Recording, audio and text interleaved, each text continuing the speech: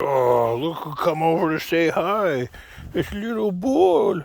Oh, who's my little baby boy? You are? Yes.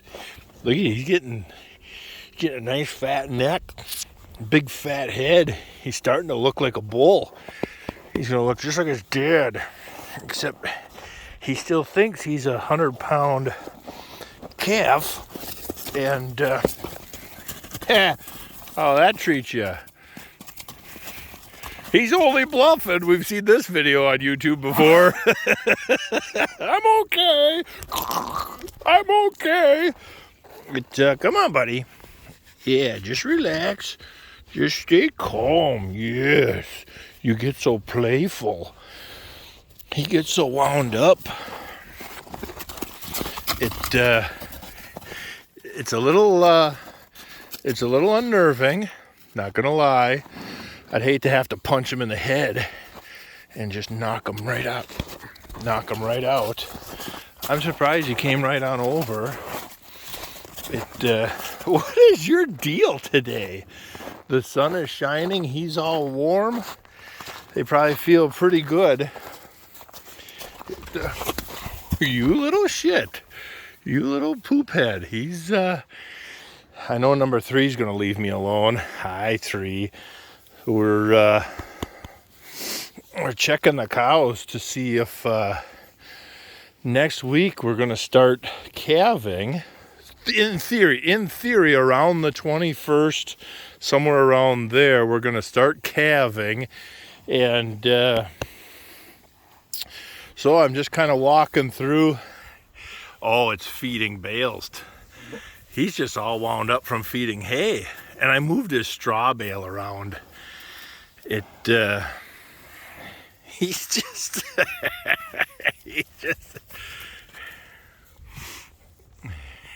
he's just an entertainer, ain't he? What a little showboat. What a little showboat. I was gonna start the video with a pizza joke, but that would have been way too cheesy compared to almost being rammed into the ground by that little knucklehead. It followed up with a, why don't you ever hear pterodactyls use the back? Because the P is always silent. But them don't even compare to this guy. He is just going 100 miles an hour today.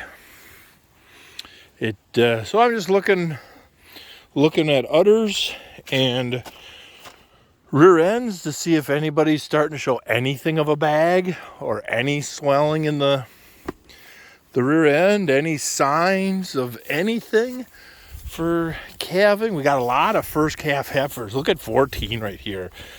She's going to be a first calf heifer.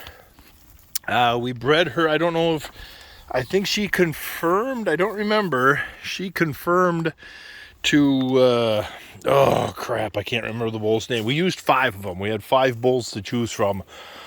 And so I know through the ABS catalog, and Vieser had a great thing the other day about bulls, and he's a Gen X fan, and they treat him good. The Gen X company and the Gen X lineup of bulls have treated him good. I'm lean to ABS because that's what my uncle used to do, was genetics work with ABS. So that's just where I go, and so we had 5 bulls to choose from. A little 14 right there. Yeah, a little 1,300-pound butterball. And so we got her bred to a good bull. I think she confirmed AI.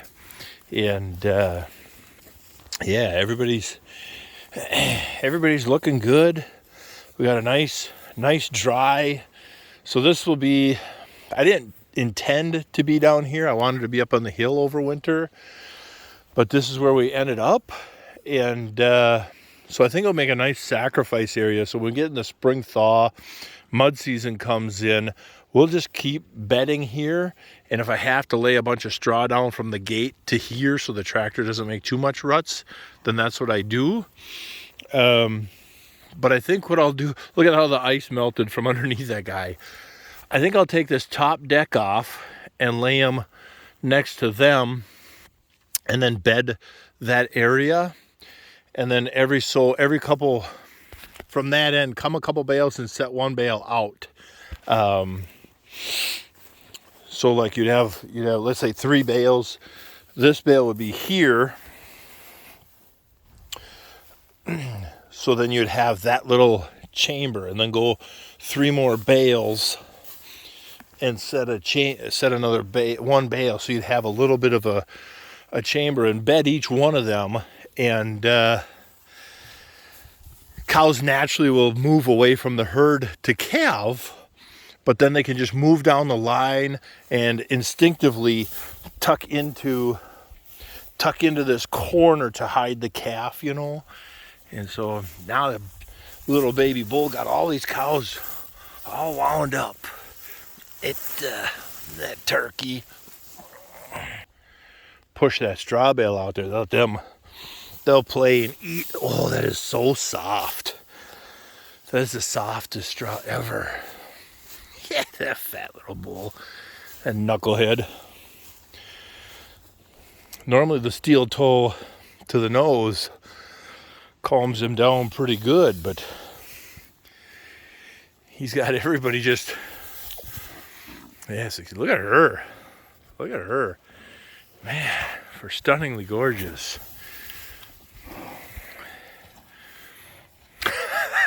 I think it's the warm weather. It's the warm weather has everybody just feeling spring. How about that? Everybody's just feeling spring. But no, for the most part, everybody, I don't see anything really sticking out. The wife, hard to tell if 39, let's keep an eye on 39. I'll have to look at the calendar for 39. The cows generally have a small udder. Our cows, if you notice, even the old cow, 39 is an older cow, and she doesn't have much of an udder there.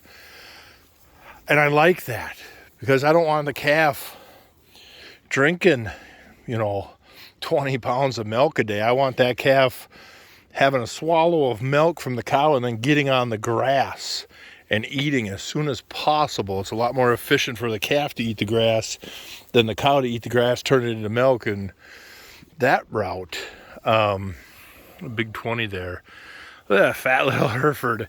Holy cow. Holy cow. I hope she can handle that calf, whatever demon beast is inside her. Look at that. Deepers. She's swolled up. Holy cow. That's making me nervous. Look at her. She's going to tip over. You worry about cows going over center. I worry about her just falling to the left. That's a big boy inside her. Jeez. But she's a good mom. Boy, I'll tell you what. She ain't the nicest cow. For making pets and friends, she is not the nicest cow. She's a little scrapper. She'll get pushing in against these big black beasts, and she'll hold her own pretty good. But then, see, she's kind of, she don't take no guff from these big cows. But she's a good mom. She throws beautiful calves, and she's a good mom. Boy, oh boy, she takes care of them calves, and she'll fight you to the death. When it comes time to get that newborn calf away from her, you just don't do it. You just wait till weaning time, wait till everybody's locked up in the chute, and then you can sort them off that way. Because if you ain't doing it any other way with her. She doesn't get violent towards us, but she gets violent towards the cage. And there's beautiful little 14. First calf heifer. She was at 1 year old. At 1 year old, was she 1,100 pounds? Just a fatty little, just a super growth. Juggernaut, the dad bull, boy, he was a beautiful, beautiful creature, if you guys remember him. And so I don't see anybody. I don't see nothing tending. We'll keep an eye on everybody. And I like this area. I like this. We're gonna with the wheat. We're going to see how green this comes up when it gets close to spring. Maybe to throw some wheat and cover crop seed here. And if this thing greens up, I might just leave it for the summer, let it green up and let them graze on it and stuff. Otherwise, we'll take the manure tines on the Massey and just kind of scoop it up, rake it up, because the manure tines you can dig into the soil a little bit, rake it up, and get the manure spreader behind the 40-foot-30 and just haul it to the top of the hill. I think I'll leave. Normally baby bull isn't this wound up, but I think he's just all excited. It's warm, you know. Yeah, look at him. He's starting to get some crest to him, starting to get some shoulders and neck to him. He's going to be a big, beautiful creature. He almost died. His 110 over there. Where's 110? The stub-tail old cow. She's the oldest cow we got. And he almost died. I seen him laying when he was a newborn calf. He was laying by the fence. And I drove by, and there he's laying, kind of curled up. And you're like, oh, okay. And then he's 16.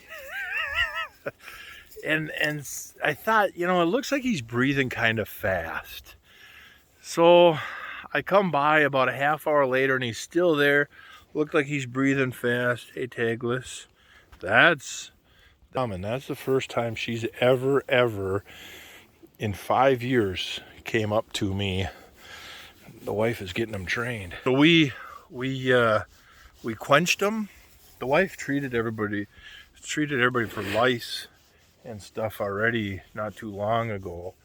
I think everybody's just getting that itchy spring. But so I grabbed Dad and had him help me. We just gave him a quench right there. Hey, buddy. And we gave him a quench. And if you can get to his back, he usually calms down. We gave him a quench with some Resorb and some children's Tylenol, or like a regular Tylenol, and a warm water with the Resorb and Tylenol. And then the next day he hadn't moved at all. So the next day we did it again, and rain was coming in that night.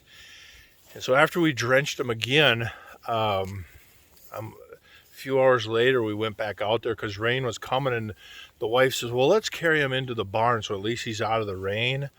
And I carried him into the barn, and he stood up, walked out, started nursing on Mom, and he's been going gangbusters. He's been going gangbusters ever since.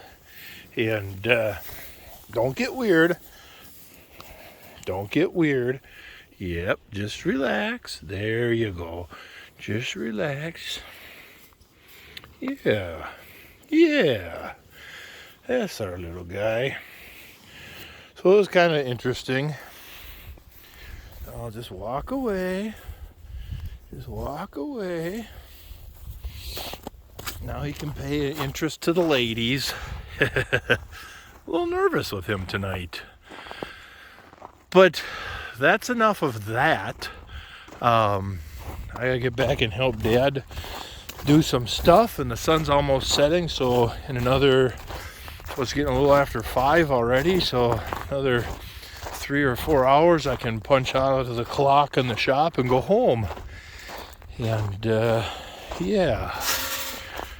Well, I thank you guys very much for joining me this evening, and I appreciate it very much that you came and watched, and we'll catch you on the next one.